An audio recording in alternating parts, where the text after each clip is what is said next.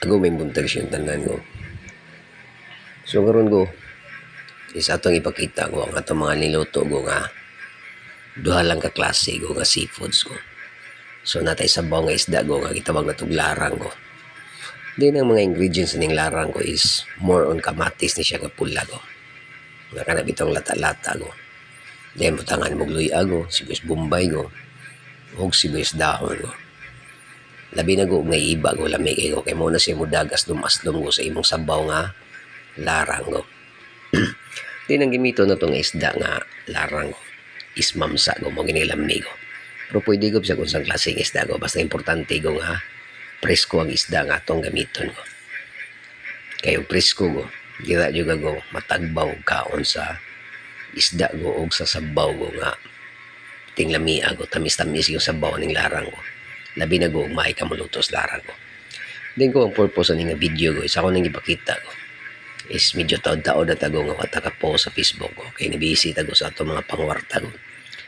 So balik-balik ko na to go nga atong negosyo ko is modawat ang mga luto-luto ko sama ng pakyaw luto ko nga naatay mga birthday ko, kasal ko, pista ko, bunyag ko ug uban pang klase sa okasyon ko.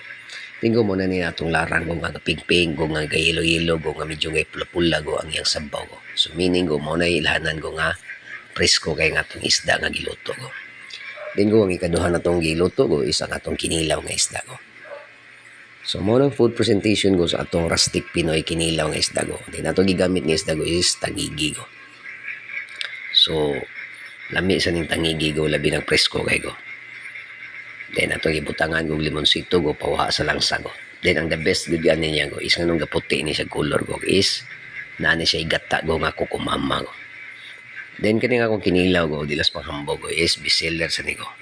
Lami siya go wa siya langsa ko. Then medyo tamis-tamis ug dating ang timplada niko. So ako maingon ko nga tamis kay ko. Naala siya pagkatamis ko balance kayo ang timpladas ng kinilaw ko. Then natay mga silis pada ko. Then napuntay luya ko. Daghanon yun imong luya ko para lami kay ang imong kinilaw ko. Then nakay sili ko para pagganas kaon ko. Then gisagulan to pipino ko. Ako mo gamit og radish ko. Kay mas prefer ko nga pipino kung ibutang ko kay mas lami ang pipino ko kontra sa radish ko kung ako ay papilion ko. Pero ko optional ako. Kung kamo ko ganahan mo radish ko, inyuhan na ng diskarte ko. Basta nga ko is pipino lang ko para wala dagang asol ko. Then ang nakanindot din ko is na siya mangga nga hinog ko. Kanami itong balbangaan nga mangga ko. Then ko naputay mga calamaris ko, natay garlic shrimp ko, naputay mixed seafoods ko nga kawakawa ko. So muna ang video ko sa atong mga gipangluto karong buntag ko. So go, ay kalimot ko. Pag-contact sa akong number ko kung maganahan ka magpaluto sa ko ako. 0995-399-7470. This is Chef Kensuki. Thank you and enjoy.